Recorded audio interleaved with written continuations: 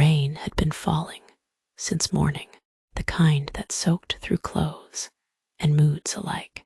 Evelyn Carter sat alone in her small kitchen, staring at a letter she had already read at least 10 times. Final notice. Her hands trembled slightly as she folded it again and placed it beside a stack of unpaid bills.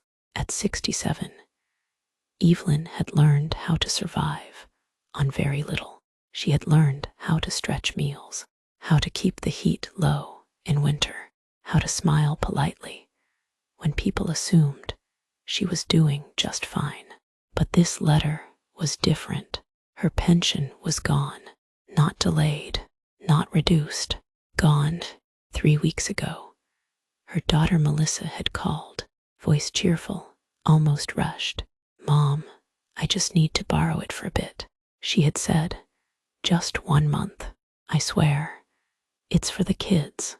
We deserve a break." Evelyn remembered hesitating. That pension was all she had. Her husband, Robert, had worked 35 years at the steel plant before cancer took him. Every check felt like a piece of him, still looking after her. But Melissa was her daughter, so she said yes. Now the refrigerator hummed behind her, nearly empty. Half a loaf of bread, a carton of milk past its date, a single apple with a soft bruise. Evelyn sighed, pulled on her coat, and stepped outside.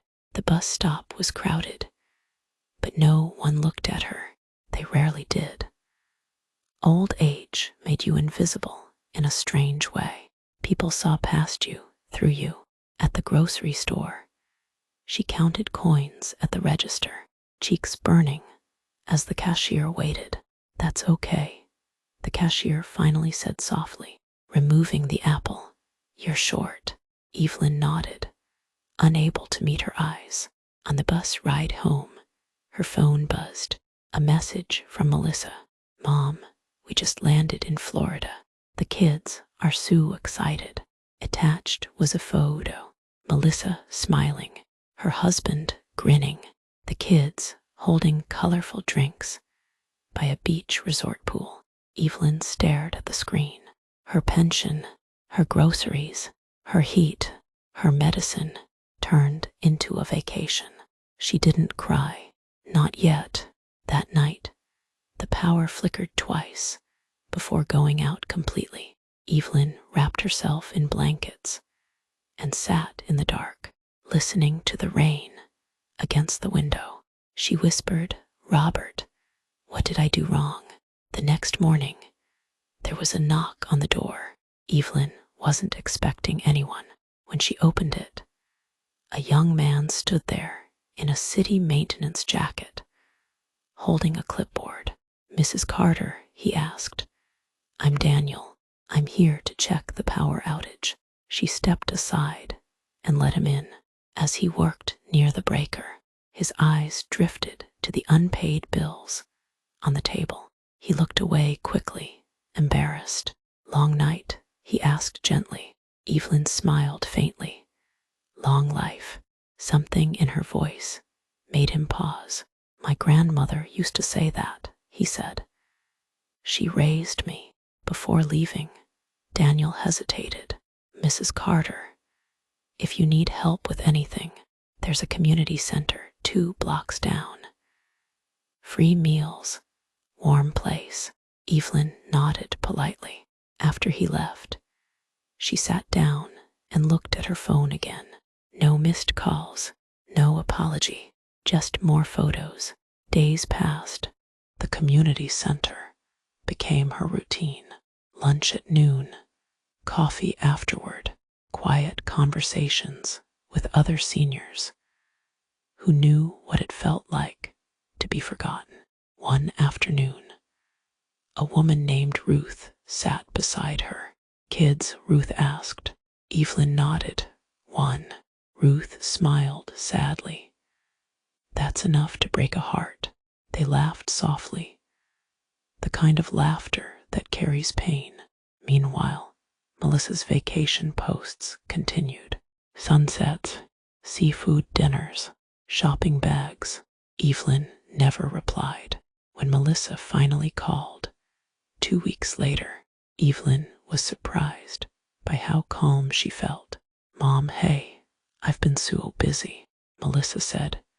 "Listen, things are tight right now, but I'll send something soon, okay?" Evelyn closed her eyes. "Melissa," she said quietly, "your father worked until his body gave up. That money was his last gift to me." There was silence. "You'll be fine," Melissa replied. "You always are." The line went dead. That night, Evelyn made a decision. She gathered every document she had: bank statements, pension records, call logs, messages.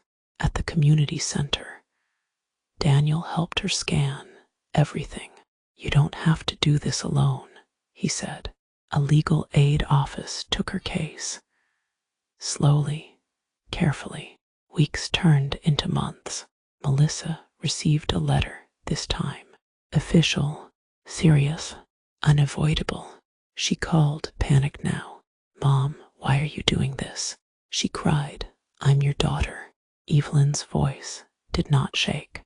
"I am your mother," she said. "And mothers teach consequences." The court ruled in Evelyn's favor. The money was returned with penalties. Melissa didn't visit after that, but something else happened. The community center offered Evelyn a part-time role, greeting people, organizing books, listening. She accepted. The fridge was full again.